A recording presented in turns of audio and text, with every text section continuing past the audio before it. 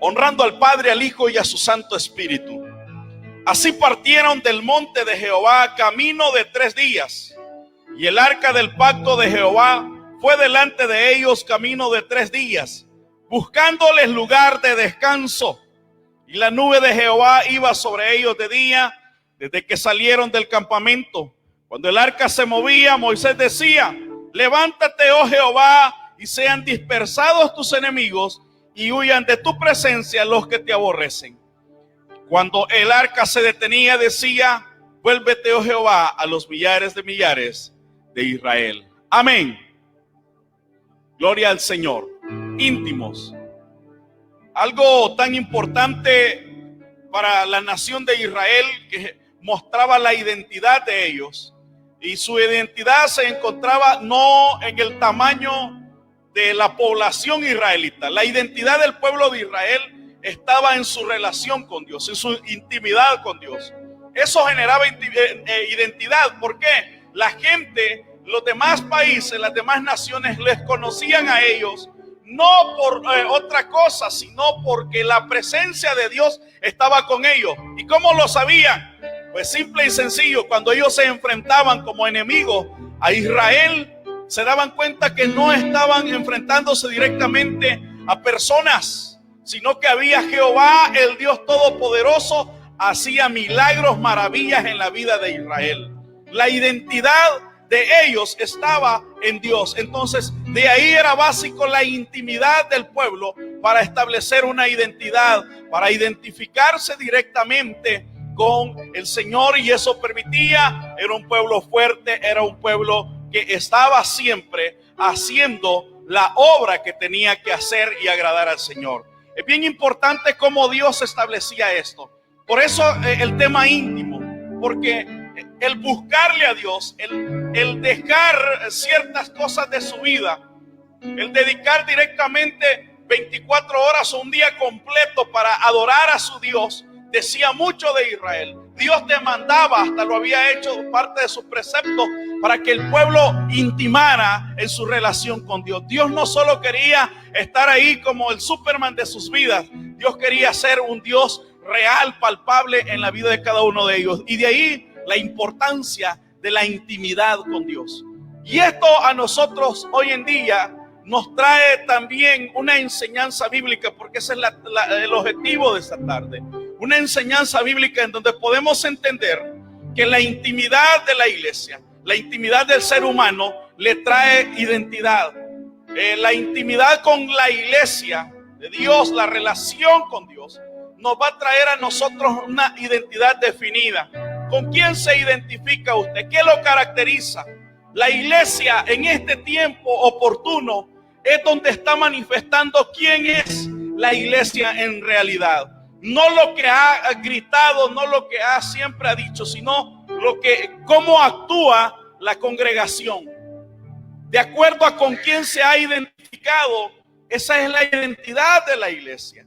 Nosotros nos caracterizamos por eso. Entonces, importante la intimidad. Y Dios establecía el pacto y les dice: a lo largo del desierto van a trabajar, van a caminar.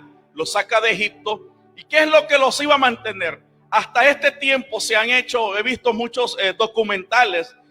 Discovery Channel ha hecho varios documentales en donde trata de explicar que ninguna cultura ha sido capaz de sobrevivir en un desierto. Lo pasan momentáneamente, pero nadie ha estado 40 años ahí. Y no una generación de 300, no, una multitud de personas. Algunos registran de los historiadores que era alrededor de casi 5 millones de personas que estaban conformando a Israel. ¿Y cómo sobrevivió esa gente? ¿Cómo tomó el agua? ¿Cómo estaban alimentándose? ¿Cómo se regían ellos? Y ha sido objeto de estudio para muchos. Porque Israel representaba eso. Y Dios los saca y les dice algo importante. Les habla que para representar, para que ellos entendieran su presencia, ellos tenían que hacer ciertos utensilios. Tenían que tener el momento de adoración, y era el arca del pacto. En ese arca del pacto iba a representar, Dios les dice: ahí me mostraré a ustedes. El arca del pacto para Israel era tan importante porque representaba la presencia misma de Dios. Y entonces Israel con sus sacerdotes cuidaban este arca. Israel tenía el cuidado de que ese arca estuviese en las manos correctas, porque de ahí dependían las victorias del pueblo, de ahí dependía la efectividad del pueblo. Iglesia, mi estimado que estás ahí en tu casa tras de este dispositivo, tu vida, tus fracasos, tus éxitos dependen de tu intimidad con tu Dios. No puedes vivir una vida alejada de Dios y esperando tener éxito. El hecho de haberte alejado de Dios ya es el inicio de tu fracaso. El hecho de haberte distanciado de Dios, has perdido tu identidad. Has perdido lo más importante, y es la comunión con tu Dios. Entonces Dios establecía todo esto a través de Israel y les dice: van a construir un arca, el arca del pacto, un pacto que Dios había hecho con ellos, y les da hasta las medidas cómo lo iban a hacer. Les dice, en buen salvadoreño, las medidas tenían de largo 110 centímetros, 1 metro 10 centímetros, de ancho tenía 65 centímetros y de alto 65 centímetros. Vas a hacerlo de madera de acacia, le dice, y lo vas a cubrir con oro. Hebreos habla de que todo esto tenía una simbología. La Biblia desde Génesis hasta Apocalipsis nos está expresando a Cristo. Y esto estaba expresando eso. El arca estaba constituido de madera y de oro. Algo muy curioso, y es que representaba a Cristo ese arca. Para el nuevo pacto estaba dando un simbolismo.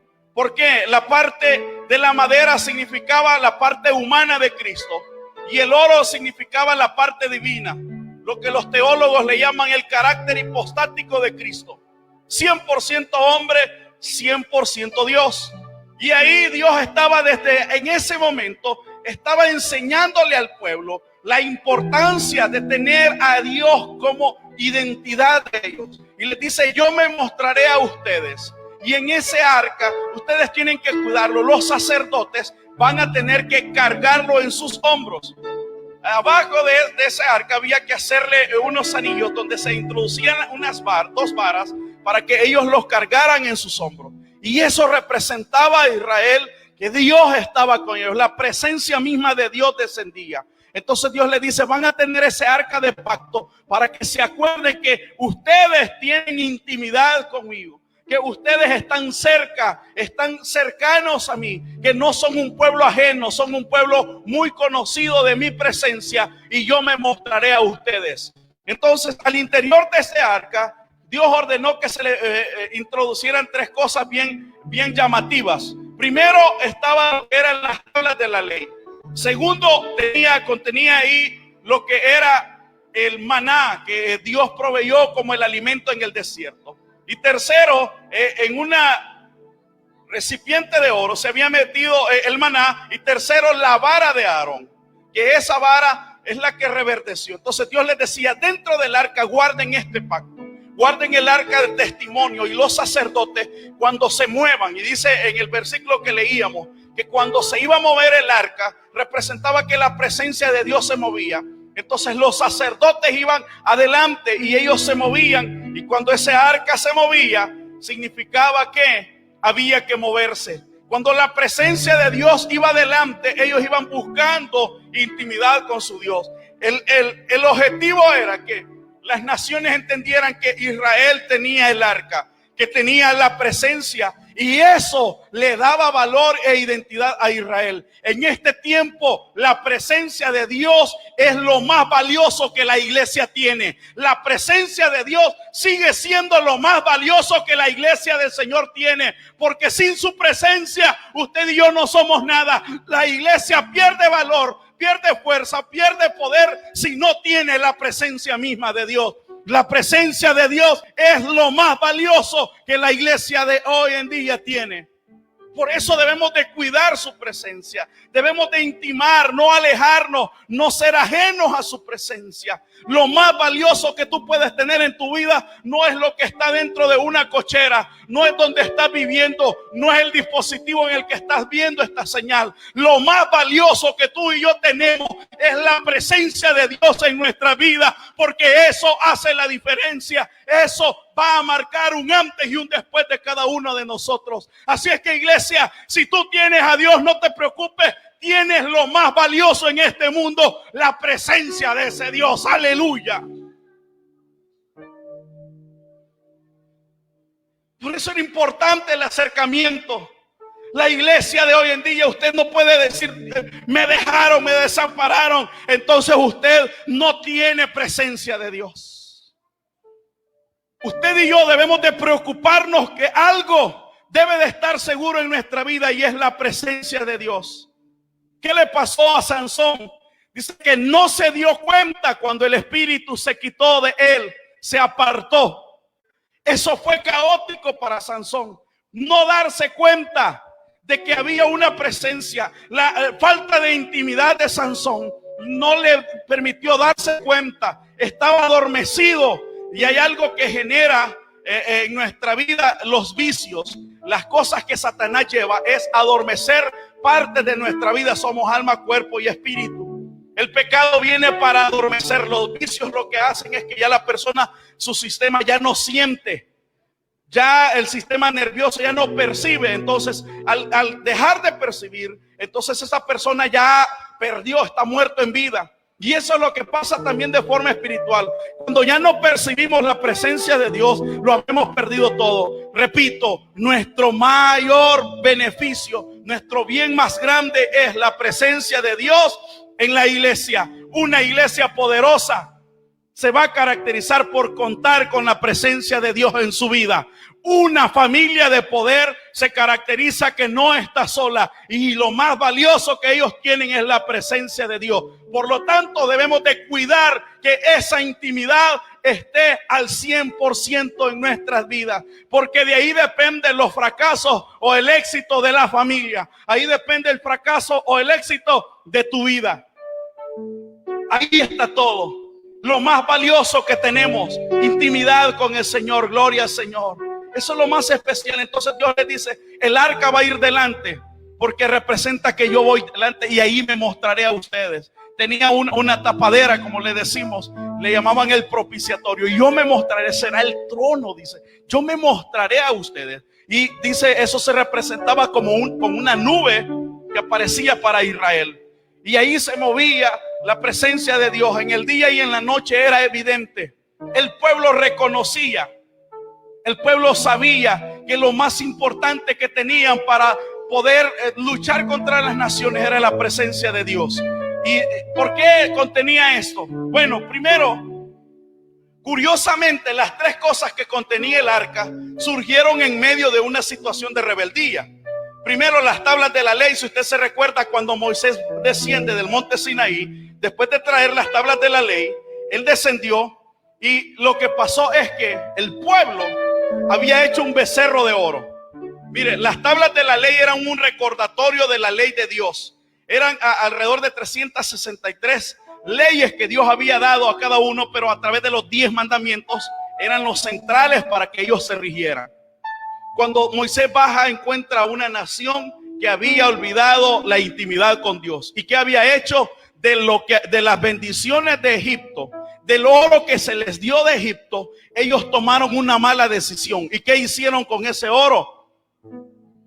Primero habían dado su oro para poder hacer los utensilios que iban a representar la gloria de Dios. Pero esta gente, la que se había apartado de Dios, dio su oro para hacer el becerro. Usted decide con qué va a honrar a Dios o va a honrar a alguien más. Sus bienes son importantes. No sé a quién está dando tu oro en tu vida. No sé a quién está dando lo más importante. Si está dando tu oro para que se hagan los utensilios de la gloria de Dios en tu vida, o está dando tu oro para formar y hacer a un becerro para adorarle y apartarte de Jehová. Creo que me entiendes esta tarde la importancia de la intimidad. Creo que me estás entendiendo. Tú decides qué hacer con la bendición que recibes a tu vida. El oro era la bendición que ellos traían. No salieron con manos vacías de Egipto, sino que dice que las gentes les dieron sus joyas. Las familias egipcias, al tener temor, les dieron sus joyas. Y ellos llevaban riquezas.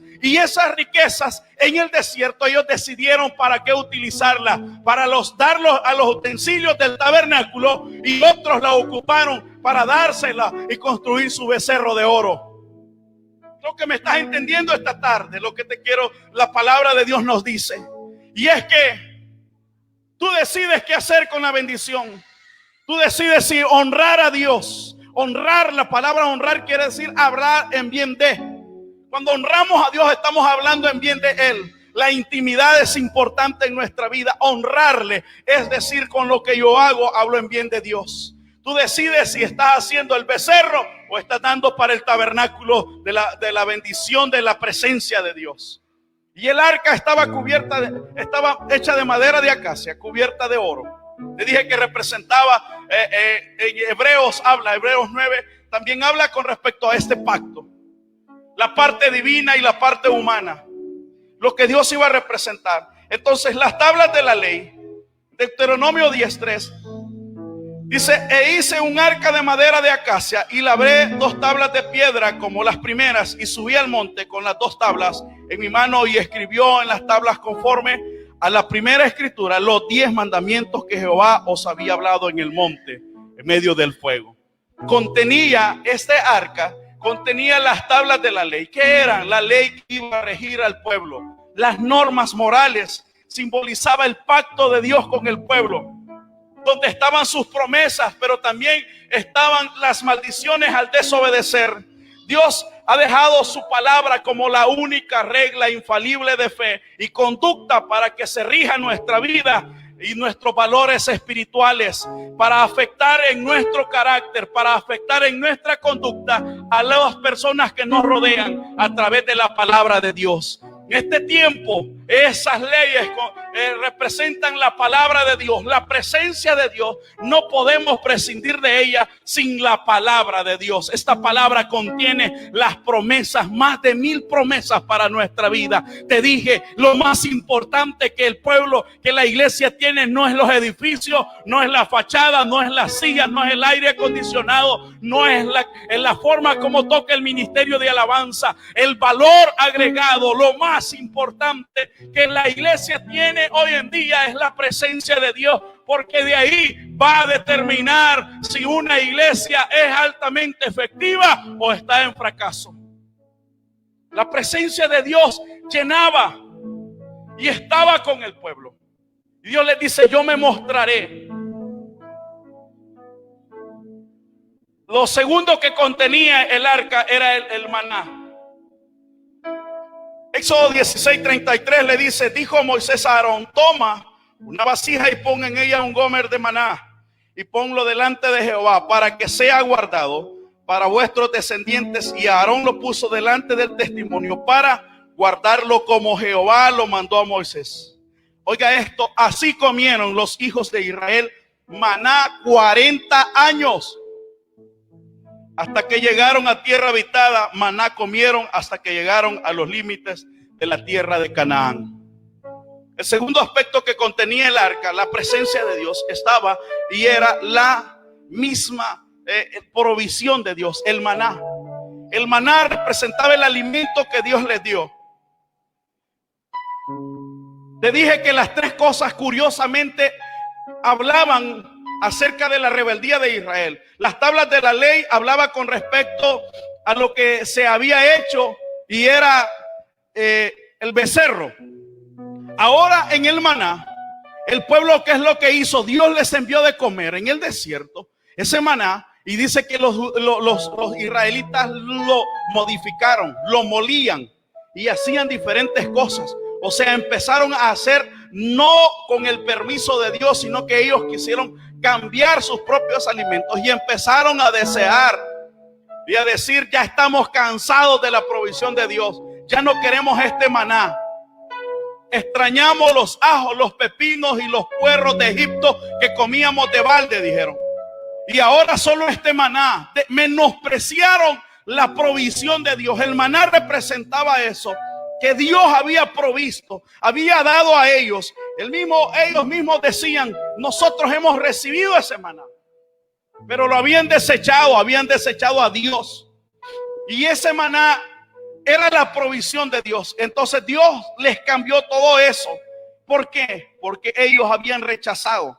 Ahora, la presencia de Dios les daba la garantía a Israel de sus victorias. La presencia de Dios significaba que Israel iba a ser un pueblo que iba a vencer, iba a obtener victoria.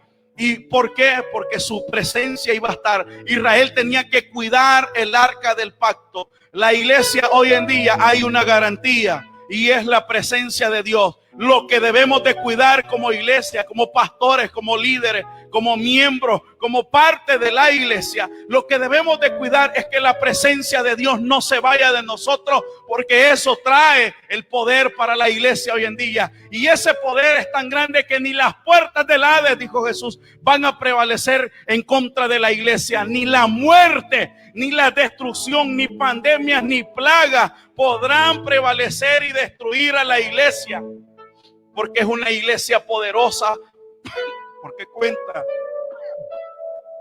con la presencia de Dios. Era el alimento más importante para sobrevivir en el desierto, el maná. Los israelitas lo modificaron al molerlo con morteros. Lo rechazaron al pedir carne. Cuando Jesús estaba en ese tiempo, cuando Jesús aparece, Juan 6:26 dice: le dijeron a Jesús: nuestros padres comieron el maná en el desierto, como está escrito, pan del cielo les dio a comer. Y oiga lo que Jesús les dice: de cierto os digo, no os dio Moisés el pan del cielo, mas mi Padre os da el verdadero pan del cielo, porque el pan de Dios es aquel que descendió del cielo y da vida al mundo. Le dijeron: Señor, danos siempre este pan. Jesús le dijo: yo soy el pan de vida. El que a mí viene nunca tendrá hambre, y el que en mí cree no tendrá sed jamás. ¿Sabe algo peculiar del maná? 40 años. Era que había que salir a recogerlo todos los días, según lo que comía cada familia. Aquellos gorditos, aquellos que eran buenos, como decimos, para el diente, así era la medida que recogían, porque el maná no servía para el siguiente día, solo era para un día completo. Si la gente lo guardaba, se le podría el maná, se le engusanaba. Entonces, y dice que muchos, Dios les dijo: no vayan a guardar para el siguiente día, nada más ese día. Y muchos lo guardaron, al siguiente día se les engusanaba. ¿Por qué? No estaban obedeciendo. Era la provisión de Dios. No era que Dios los quería tener pobres. La porción diaria significaba que Israel dependía de Dios. Oiga esto: el maná había que recogerlo diariamente, porque significaba que dependía de Jehová, que de Dios era su provisión. Entonces había que levantarse temprano a recoger la porción necesaria de la familia, y había que llevarlo a la tienda. Eso representaba que Jehová era el proveedor de ellos. Iglesia, Jehová es nuestro proveedor. ¿Y sabes qué? Él siempre que te levantes deberás de ir en las mañanas a la intimidad con tu Padre, para que reconozcas que debes de ir a recoger el pan de vida. Jesús dijo: yo soy el pan de vida. Necesitamos ir todas las mañanas al pan de vida, y no este pan, no como algunos cristianos camellos comen para 4 meses. Eso no es el cristianismo. El evangelio, ¿sabes qué es? El evangelio es para degustar de la presencia de Dios, de un pan fresco, de un pan especial, y es su presencia, intimidad todos los días. Algo que me llamaba la atención, y era que el día sábado Israel no podía hacer ninguna actividad física, porque era dedicado el sábado para intimar con Dios, para ir a la presencia, al tabernáculo, por familias, por tribus. Las 12 se reunían, 4 en cada uno de los extremos. Y ahí estaban esas tribus, en los 4 extremos, 3 tribus distribuidas. ¿Para qué? Adorar al Señor el día viernes en la tarde, a las 6 de la tarde. Y se regresaban el siguiente día, sábado, a las 6 de la tarde. Un día completo de dedicación. Algo peculiar era que ese día, exactamente el viernes, Dios les decía: van a recoger doble porción de maná. Curiosamente, para el viernes y sábado el maná no se engusanaba, sino que curiosamente el maná se preservaba. Demostraba que Dios tenía cuidado de su iglesia. Estimada iglesia, esta tarde debes de reconocer que el maná tiene que estar fresco. Tienes que depender de la presencia de Dios. ¿Y sabes por qué? Porque Dios te va a dar la provisión cuando lo necesitas. Entonces Israel en la mañana, el viernes, recogía doble porción. Para el sábado no caía maná. La porción del día anterior le duraba para el sábado. Y dice que muchos se levantaban e iban el día sábado a ver si había caído maná, y no había caído. Muchos hoy en día andan en lugares equivocados y en fechas equivocadas buscando. Necesitamos estar conectados con la presencia de Dios. Número 3, termino con esto esta tarde: la vara de Aarón. Te dije que curiosamente las 3 cosas que contenía el arca eran un recordatorio de la desobediencia, de la rebelión de Israel. ¿Qué pasó con la vara de Aarón? Hubo una rebelión. La primera había sido a las leyes de Dios. La segunda había sido a la provisión de Dios. Jesús mismo, bueno, Juan lo dice en Juan 1:11 y 1:12, que a los suyos vino y los suyos no le recibieron. Jesús fue el maná del cielo y la gente le despreció. En este tiempo de pandemia, el maná del cielo, Jesucristo, tú y yo debemos de recibirle en nuestra vida. Y dice que en la vara de Aarón pasó algo. La gente, los mismos, estaban ahí molestos porque la gloria de Dios descendía sobre el sacerdocio. Y la gente dijo: ¿cómo es posible? No queremos que este Aarón esté ahí. Y Dios les dijo: dile a los príncipes que corten una vara y la pongan y la dejen ahí.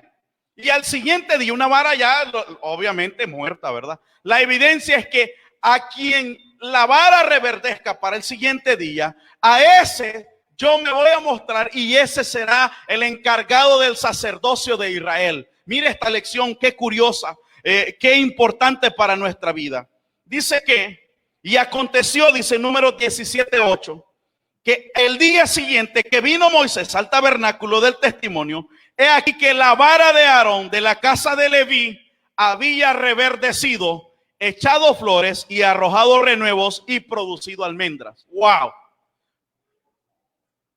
La vara de los otros rebeldes estaba seca, pero algo milagrosamente, algo sobrenatural había pasado en la vara de Aarón, que no estaba seca como las otras. Dios estaba confirmando el trabajo, lo que ellos iban a hacer en la casa. En la tribu de Leví dice: la vara de la tribu de Leví, o sea, la de Aarón, había reverdecido. Y no solo esto, sino que había echado flores, había arrojado renuevos y producido almendras. O sea que no había muerto, tenía vida. Y no solo tenía vida, sino que había echado flores. O sea que llamaba la atención. También había arrojado renuevos. También habían otros que iban a ser de bendición a través de este liderazgo, a través del sacerdocio. Y no solo eso, había producido fruto. Cuando tú y yo estamos conectados en la presencia de Dios, esa vara significa el liderazgo, lo que Dios ha depositado el ministerio en tu vida.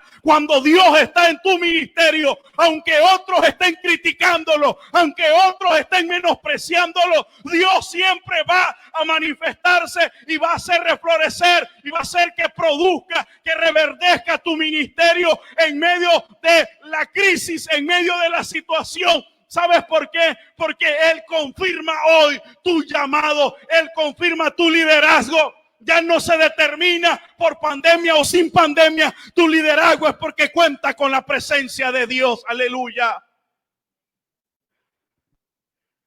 Y no solo vas a estar de adorno para dar flores, vas a tener renuevos para otros y sobre todo vas a llevar fruto.